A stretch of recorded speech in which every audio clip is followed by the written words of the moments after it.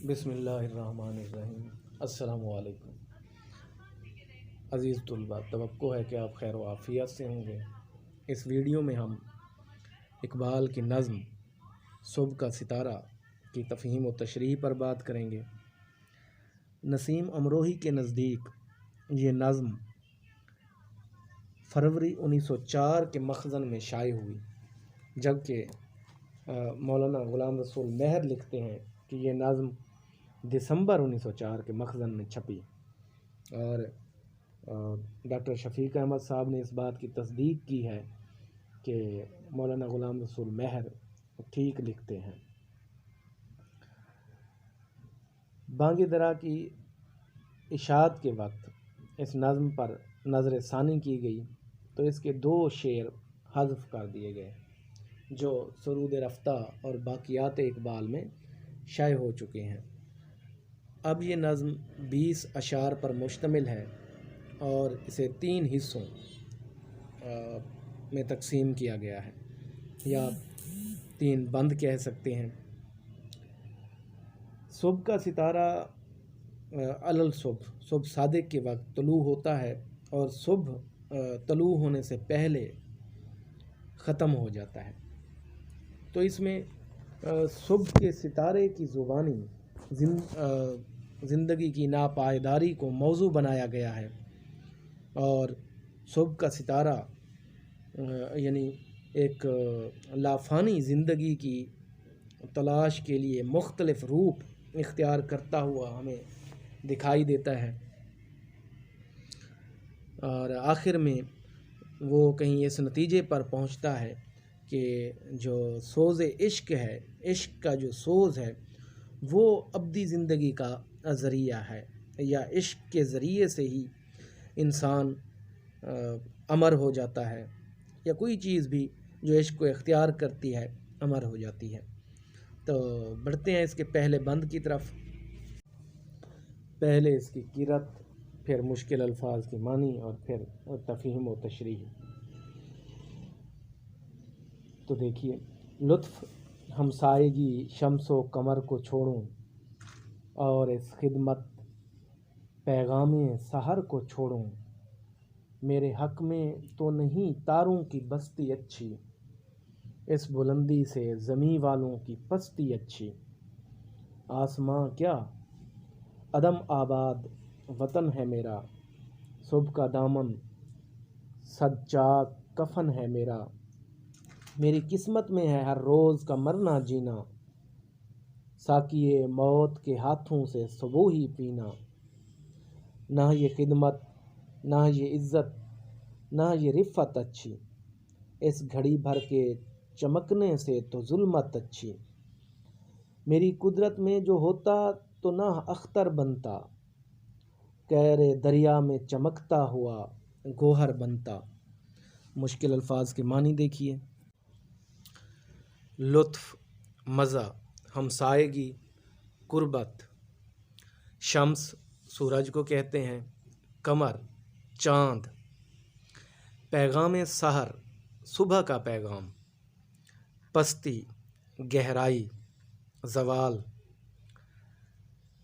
عدم نہ ہونا یعنی وجود کے متضاد کے طور پر استعمال کیا جاتا ہے، یا مفقود الوجود، دامن صد چاک جگہ جگہ سے پھٹا ہوا دامن، صد 100 کو کہتے ہیں یعنی کئی جگہوں سے پھٹا ہوا دامن، ساقی پلانے والا، صبوحی صبح کو پینے کی شراب، رفت بلندی، ظلمت تاریکی، اختر ستارہ، کیر دریا دریا کی گہرائی، گوہر موتی کو کہتے ہیں یا قیمتی پتھر مراد ہے۔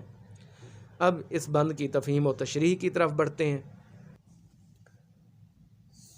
صبح کو طلوع ہونے والا ستارہ کہتا ہے کہ میں چاہتا ہوں کہ آسمان کی بلندیوں پر سورج اور چاند کے پڑوس کو چھوڑ دوں، اور یہ جو میں اپنے طلوع ہونے سے صبح کا پیغام لانے کی خدمت بجا لاتا ہوں، اس سے بھی دستبردار ہو جاؤں، یعنی ہاتھ کھینچ لوں۔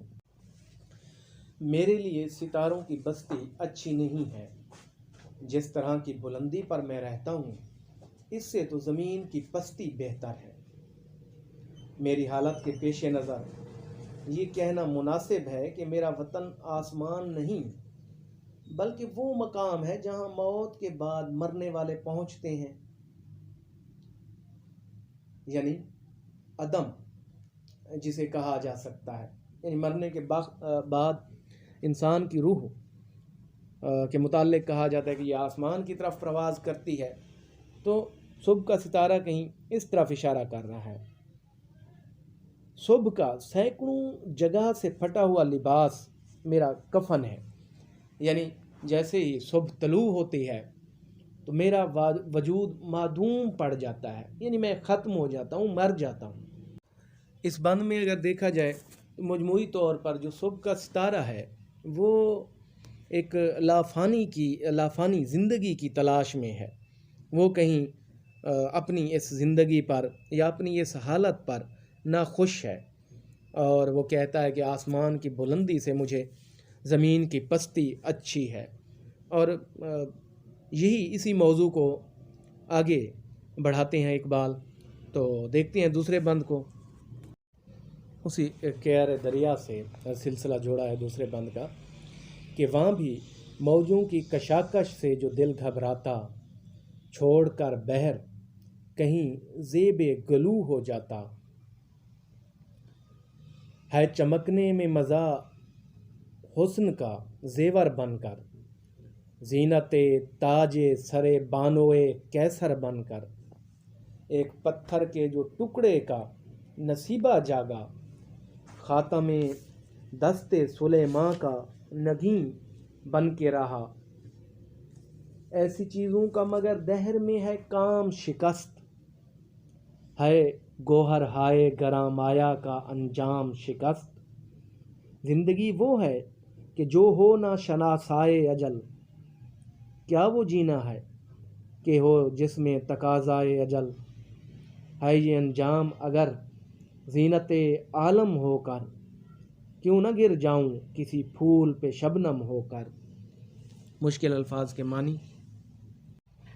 मौज, लहर, कशाकश, खींचा तानी, बहर समंदर को कहते हैं, ज़ेब गलू गले को कहते हैं, ज़ेब देना, जचना, खूबसूरत लगना, यानी गले की रौनक, ज़ेवर गहना, ज़ीनत रौनक को कहते हैं, ताज शाही टोपी या परिंदे के परों का बना हुआ तुरा, बानुए कैसर की मलका। कैसर रूमी जो सल्तनत थी या रूमी जो बादशाह थे उनका लक़ब था।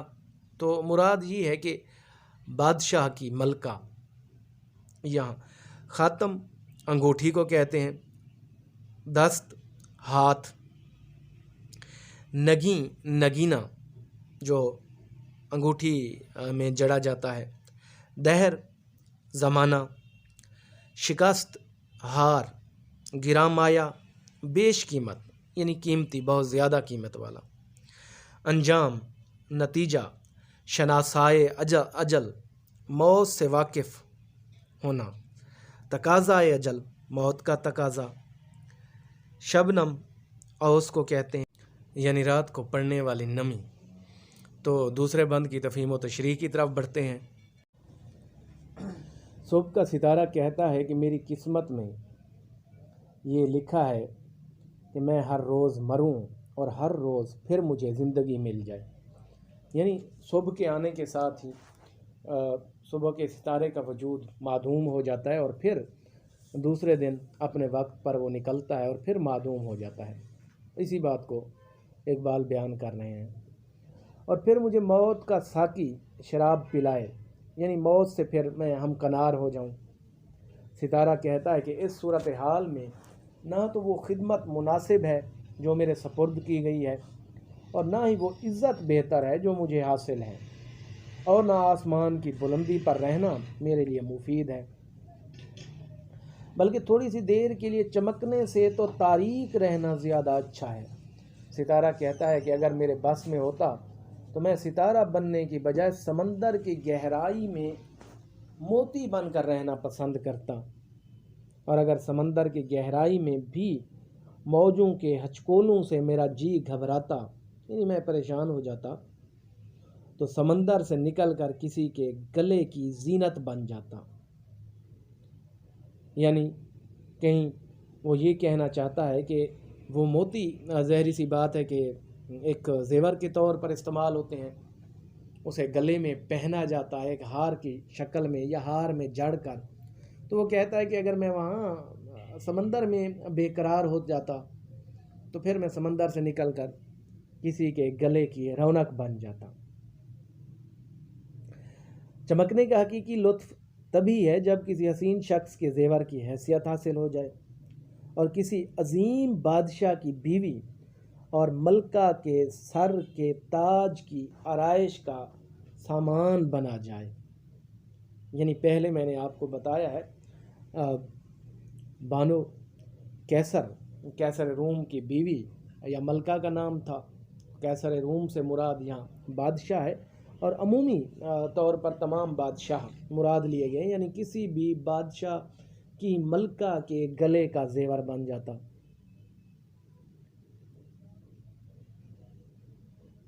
یا دیکھیے ایک پتھر کے ٹکڑے یعنی موتی کی قسمت جاگی تو وہ حضرت سلیمان علیہ السلام کی انگوٹھی کا نگینہ بن گیا۔ سلیمان علیہ السلام کی انگوٹھی کا حوالہ کیوں دیا ہے، یہ بڑی اہم بات ہے۔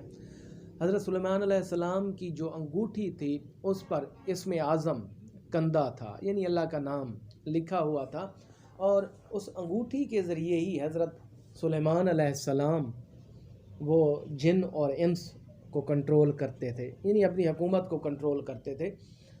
تو ظاہری سی بات ہے کہ اس طرح کی انگوٹھی میں جو نگینہ ہے وہ بیش قیمت ہے، اس کی قیمت کا اندازہ آپ لگا سکتے ہیں۔ لیکن وہ کہتا ہے کہ ایسی چیزوں میں بھی ایک قباحت ہے، اور وہ یہ ہے کہ ایسی چیزیں جلد یا بدیر ٹوٹ کر اپنی اہمیت کھو دیتی ہیں، یعنی ناپائیدار ہیں، ان میں پائیداری کسی کو حاصل نہیں ہے، چاہے وہ حضرت سلیمان علیہ السلام کی انگوٹھی ہو یا ان کے تاج و تخت، خواہ کتنا ہی قیمتی موتی ہو لیکن آخر کار وہ ٹوٹ کر ریزہ ریزہ ہو جاتا۔ اس طرح دیکھا جائے تو معلوم ہوگا کہ زندگی تو وہ ہے جو موت سے نا واقف ہو، یعنی حیات جاویداں، ہمیشہ کی زندگی جس میں کوئی امر ہو جائے، یعنی جسے موت نہ آئے۔ ایسا جینا کیا جینا ہے جس کی لازمی شرط موت قرار پاتی ہو، یعنی اللہ تعالیٰ کا وعدہ ہے کہ ہر ذی روح نے موت کا ذائقہ چکھنا ہے۔ اور موت دو طرح کی ہوتی ہے، ایک طبی موت ہے جس میں انسان کا یا کسی چیز کا وجود فنا ہو جاتا ہے، اور دوسری جو موت ہے وہ کہیں نظریات کی موت ہے، علم کی موت ہے۔ اگرچہ وقتی طور پر انسان کا وجود فنا ہو جاتا ہے لیکن وہ نظریاتی طور پر اپنے کردار کی وجہ سے، اپنی سیرت کی وجہ سے اس کائنات میں امر ہو جاتا ہے، یعنی تاریخ کے صفحات میں اور لوگوں کے قلوب و اذہان میں۔ کہیں صبح کا ستارہ بھی ایسی جاویداں زندگی کی خواہش کر رہا ہے۔ وہ کہتا ہے کہ اگر دنیا کی آرائش کا سامان بن کر آخر کا ٹوٹنا ہی ہے تو پھر کیوں نہ شبنم کا قطرہ بن کر کسی پھول پر گر پڑوں اور اسے تر و تازہ کر دوں۔ اور ظاہری سی بات ہے کہ شبنم کو پھول کی زندگی میں بڑی گہری اہمیت حاصل ہے۔ یہ کہا جاتا ہے کہ جب رات کو شبنم پڑتی ہے تو کلیوں کے منہ نرم پڑ جاتے ہیں، اور صبح وہ کھل کر، جب صبح کی ہوا چلتی ہے تو کھل کر پھول کی شکل اختیار کر لیتی ہیں۔ اور دوسرا یہ ہے کہ شبنم کلیوں کو تر و تازگی بھی عطا کرتی ہے۔ لیکن ہم دیکھتے ہیں کہ وہی مضمون چل رہا ہے کہ وہ جو صبح کا ستارہ ہے وہ کسی ایسی چیز کا روپ اختیار کرنا چاہتا ہے جسے حیات جاویداں حاصل ہو۔ تیسرا بند ہے کہ کسی پیشانی کے افشاں کے ستاروں میں رہوں، کسی مظلوم کی آہوں کے شراروں میں رہوں، अश्क बनकर सरे मुजगां से अटक जाऊं मैं, क्यों ना इस बीवी की आँखों से टपक जाऊं मैं। और आगे आप देखते हैं कि काफ की अलामत है, काफ कहीं अलामत है कते की, कता भी कहा जाता है और किता भी, जिसके लुग़वी मानी टुकड़े की हैं। आम तौर पर हम देखते हैं कि ये एक सिनफ़ सुखन है, यानी शायरी की एक किस्म है जो जिसमें अगरचे मतला नहीं होता, लेकिन हर शेर का दूसरा मिसरा आपस में हम काफ़िया होता है, यानी हर शेर के दूसरे मिसरे का काफ़िया मिलता है। और इसमें मौज़ूआती एतबार से तसलसल पाया जाता है, यानी एक ही मौजू को बयान किया जाता है। और देखा जाए तो इसमें अशार के हवाले से तो कम अज़ कम 2 शेर होने चाहिए और ज़्यादा से ज़्यादा इस पर कोई पाबंदी नहीं है, यानी बहुत से अशार पर भी कता मुश्तमिल हो सकता है। तो देखते हैं, जिसका शोहर हो रवां हो के ज़र्रा हमें मस्तूर, सुए मैदान वफ़ा हुब्बे वतन से मजबूर, यासो उम्मीद का नज़ारा जो दिखलाती हो, जिसकी खामोशी से तकरीर भी शर्माती हो, जिसको शोहर की रज़ा ताबे शकेबाई दे और निगाहों को हया ताकत गोयाई दे, जर्द रुखसत की घड़ी आरिज़ गुल गूं हो जाए,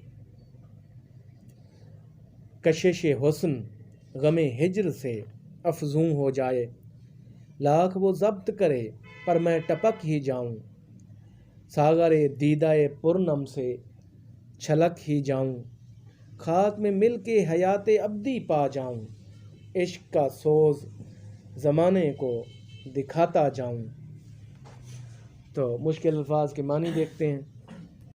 पेशानी, माथा, अफशां, सोने या चांदी का बरादा या मुकेश जो औरतें गले में पहनती हैं। मज़लूम, जिस पर जुल्म किया जाए। आह, फरियाद को कहते हैं। शरारा, चिंगारी। अश्क, आंसू। सरे मुजगां, मुजगां कहते हैं पलकों को, सरे मुजगां यानी पलकों पर। टपकना, गिरना। ज़िरा, दौरान जंग पहना जाने वाला लिबास, यानी हिफाजत के लिए जो लिबास पहनते हैं उसे ज़िरा का नाम दिया जाता है। मस्तूर, मख्फी, छुपा हुआ। सुए मैदान वफ़ा, यानी वफ़ा के मैदान की तरफ। यास, नाउमीदी। शकेबाई, सब्र व तहम्मुल, बर्दाश्त। ताकत गोयाई, बोलने की क़ुव्वत। आरिज़, गाल। गुलगूं, फूलों जैसा। गुल फूल को कहते हैं, गूं जैसा। गमे हिज्र, जुदाई का गम, फिराक का गम। ज़ब्त, बर्दाश्त। सागर, पैमाना या प्याला जो शराब पीने के लिए इस्तेमाल होता है। दीदाए पुरनम, रोती हुई आँखें। खाक, मट्टी। हयात अब्दी, हमेशा की ज़िंदगी। सोज, तपिश या जलन। देखिए इसकी तफ़हीम व तशरीह। ज़्यादा अच्छी बात तो ये है कि मैं किसी खातून के माथे पर चुनी हुई मुकेश यानी बरादा या घोटे की कतरन में शामिल होकर इसके हुस्न को दोबाला करूं, या फिर किसी मजलूम और मजबूर इंसान की आहोजारी से जो चिंगारियां पैदा होती हैं उनमें बस जाऊं, या मैं आंसू बन जाऊं और पलकों के किनारों पर अटक जाऊं।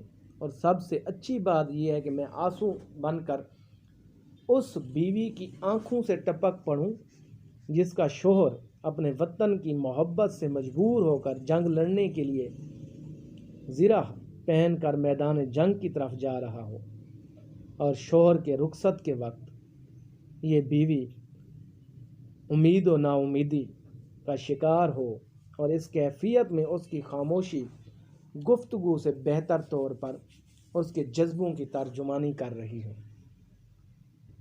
वो शोहर की रज़ा की वजह से फ़ुरक़त और जुदाई के इन लम्हों में सब्र व तहम्मुल का मुज़ाहरा कर रही हो اور شرم و حیا کے باعث زبان کی بجائے اس کی آنکھیں اس کے جذبات کی ترجمانی کر رہی ہیں۔ اس کا پھول سا خوبصورت چہرہ شوہر کے رخصت ہونے کے وقت غم و اندوہ کی شدت سے زرد ہو جائے اور اس طرح فرقت کے یا ہجر کے غم کے باعث اس کے حسن میں مزید اضافہ ہو جائے، یہ بیوی ضبط کی لاکھ کوشش کرے، اس کے باوجود میں اس کی آنکھوں کے پیالے سے چھلک کر زمین پر ٹپک پڑوں اور عشق کی جلن کا مظاہرہ کرتے ہوئے خاک میں مل جاؤں اور ہمیشہ ہمیشہ کی زندگی حاصل کر لوں۔ اس کے ساتھ ہی نظم کا اختتام ہوتا ہے اور اس میں ہم دیکھتے ہیں کہ جو صبح کا ستارہ ہے وہ کہیں ایک لافانی زندگی کی تلاش میں وہ مختلف روپ اختیار کرنے کی کوشش کرتا ہے۔ کبھی وہ کہتا ہے کہ میں سمندر میں موجود موتی بن جاؤں، کبھی وہ کہتا ہے کہ میں کسی بادشاہ کی ملکہ کے گلے کا ہار بن جاؤں، کبھی وہ کہتا ہے کہ میں حضرت سلیمان علیہ السلام کی انگوٹھی کا نگینہ ہو جاؤں۔ لیکن یہ ساری چیزیں وہ اس نتیجے پر پہنچتا ہے کہ ناپائیدار ہیں، ان میں سے کوئی چیز بھی اللہ فانی نہیں ہے جو ہمیشہ رہے۔ آخر کار وہ یہ کہتا ہے کہ کہیں عشق کا جو سوز ہے، عشق کی جو تپش ہے، اس کی وجہ سے کسی انسان کو ایک لافانی اور پائیدار زندگی دستیاب ہو سکتی ہے یا میسر آ سکتی ہے۔ تو آخر میں وہ یہی کہتا ہے کہ میں کہیں اپنے اندر ایک وہ یعنی کہ دلہن کی عکاسی کی ہے جو اپنے شوہر کی جدائی میں اگرچہ وہ اپنی زبان کو بند رکھتی ہے لیکن اس کے جذبات کہیں ایک آنسوؤں کی شکل میں وہ زمین پر گرتے ہیں اور اس میں جذب ہو جاتے ہیں۔ کہیں اس طرف اشارہ ہے کہ جو وطن کی محبت ہے یا وطن کا عشق ہے، اس نے اسے کہیں اپنے عشق پر فوقیت دی ہے، اگرچہ وہ یہ چاہتی تو نہیں ہے کہ اس کا شوہر اس سے جدا ہو جائے، لیکن وہ کہیں اپنی زبان کو، اپنے جذبات کو وہ ضبط میں رکھتی ہے اور وہ اس وجہ سے کیونکہ وہ وطن کی حفاظت کے لیے جا رہا ہے تو اسے کسی صورت نہیں روکتی۔ تو وطن کی مٹی سے جو عشق ہے وہ کہیں ایک یعنی کہ لافانی اور پائیدار زندگی کا ضامن ہے، اور اسے دیکھ کر کہیں وہ پریم چند کا جو افسانہ ہے دنیا کا سب سے انمول رتن، وہ اس کی پوری ایک کہانی ذہن میں گردش کرتی ہوئی دکھائی دیتی ہے۔ تو دیکھیں کہا جاتا ہے کہ اقبال کی جو ابتدائی شاعری ہے یا ابتدائی دور کی جو شاعری ہے اس میں کہیں فطرت اور وطنیت سے جو محبت ہے وہ ہمیں نظر آتی ہے۔